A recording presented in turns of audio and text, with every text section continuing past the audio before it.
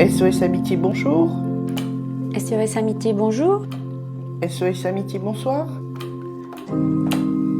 SOS Amitié, bonsoir. Ça a l'air d'être difficile là. On va attendre un petit peu. Vous pouvez continuer à... Si vous avez besoin de pleurer, n'hésitez pas. Je suis vice-présidente de SOS Amitié France, qui a donc ses locaux à Paris. Ici, vous êtes dans une antenne locale. Je suis écoutante, moi, au Havre, depuis 6 ans. Nous sommes la plus grosse association en termes de nombre de bénévoles et en termes de volumétrie d'écoute. 2000 bénévoles en France. Et donc, notre mission, c'est d'écouter les personnes qui nous appellent, que nous, on appelle les appelants, et desserrer l'angoisse des personnes qui la subissent, alors par téléphone, par chat ou par messagerie. Et nous sommes donc dans le cadre de la prévention du suicide, même si nous sommes bien en amont de la crise suicidaire, les écoutes que nous faisons concourent à baisser le mal-être des personnes. Suicide Écoute est né il y a 30 ans, dédié non pas à l'accueil physique, mais à l'écoute téléphonique. Et du coup, quelles sont les missions de Suicide Écoute ? Vous en avez une première, c'est l'écoute. Alors c'est l'écoute, mais c'est la prévention du suicide, directement, mais également tout ce qui touche la souffrance des personnes, souffrance qui s'exprime par des troubles de comportement, par de l'angoisse. Le Suicide Écoute permet, par cette écoute justement, de desserrer l'étau lourd de l'angoisse. Ça répond également aux préoccupations des tiers, qui sont bien sûr marquées par les événements liés au suicide ou aux tentatives de suicide. J'ai créé cette association 7 ans après le suicide de mon fils. Ça a été comme une révélation. Je n'avais pas vu son mal-être, je ne l'avais pas compris. J'attendais que ça passe parce que je crois que c'était une crise de l'adolescence. Comme un voile qui s'est levé, j'ai compris ce qu'avait été sa souffrance et qu'il n'avait pas pu exprimer. Et à qui elle s'adresse ? Pour qui vous l'avez créée, cette association ? Alors, dans un premier temps, c'était surtout les adultes, partant du principe que ce sont les parents, en premier lieu, qui sont responsables du développement de leur enfant, mais aussi tous ceux qui ont un rôle à jouer, l'éducation nationale, les professeurs, etc. Notre mission, c'est de prévenir, accompagner et soutenir les jeunes en souffrance et leurs familles. Notre action va de la prévention à la postvention en passant par l'accompagnement, avec différents pôles. Ligne d'écoute Faire Enfant Parents, bonjour. Oui, bonjour, je vous appelle par rapport à mon fils.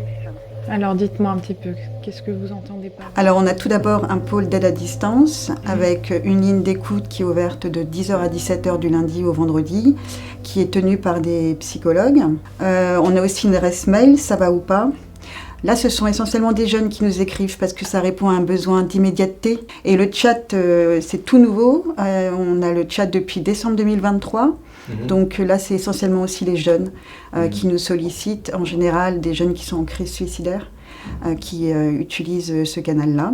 À l'espace d'accueil et d'écoute, on propose des suivis psychologiques non payants, avec aucune limite de temps. Ça peut être des consultations individuelles pour les jeunes, des consultations parentales, on fait du soutien à la parentalité.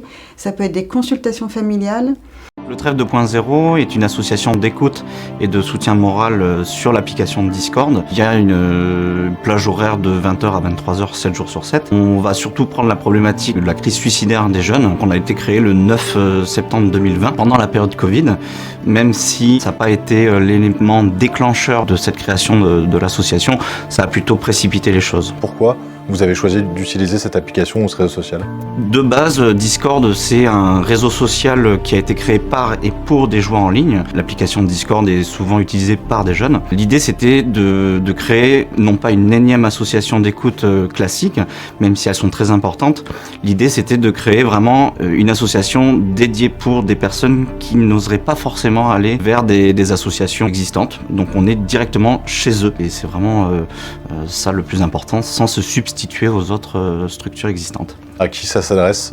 Quel est le type de public que vous visez avec l'association ? 14-24 ans à peu près, c'est la tranche d'âge que nous on a majoritairement dans les écoutes. On peut avoir beaucoup plus jeunes, même bien plus âgés aussi, donc c'est pas du tout réservé aux jeunes, mais c'est la tranche d'âge effectivement qui vient plus régulièrement. Le fait que ce soit par chat, sur des horaires définis, même si on a aussi la possibilité de pouvoir s'appeler, c'est un moment où ils peuvent être discrets plutôt que d'appeler parce qu'ils sont souvent chez leurs parents. Et encore une fois, c'est leur application. La pérédance, c'est des personnes qui ont vécu des troubles psychiques et ou des addictions et ou des troubles du spectre de l'autisme et qui se sont rétablis et qui, grâce à leur propre expérience, vont aider leur père, donc les personnes qui vivent les mêmes choses, PAIRS, à cheminer dans leur propre rétablissement. Ça a matché tout de suite. Ça correspondait en tout point à ce que je voulais et finalement c'est ce que je faisais à l'époque où j'étais malade.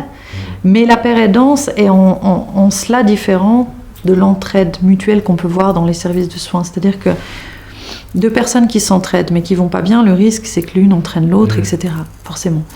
Là, la pérédance, c'est vraiment une personne qui va mieux, qui s'est rétablie et qui va accompagner une personne qui, elle, va moins bien ou pas bien à se rétablir. Donc, ni une ni deux, quand je suis sortie de l'entretien, j'ai cherché les formations qui existaient, mais vraiment, comme ça. C'est peut-être un tabou, mais justement, est-ce qu'en tant que père aidant, on peut encore avoir des idées suicidaires et comment on réagit si c'est le cas, par exemple ? Oui, on peut. Il faut distinguer la guérison du rétablissement. Le rétablissement, c'est vivre avec la maladie. Parce qu'une partie des troubles psychiques, certains sont des troubles chroniques, donc on ne guérit pas. Donc c'est comment on fait avec ces fragilités psychiques pour avoir une vie, disons, entre guillemets, le plus normale possible. Que ça ait le moins d'impact. Donc c'est plutôt qu'on est armé pour faire face à nos propres fragilités.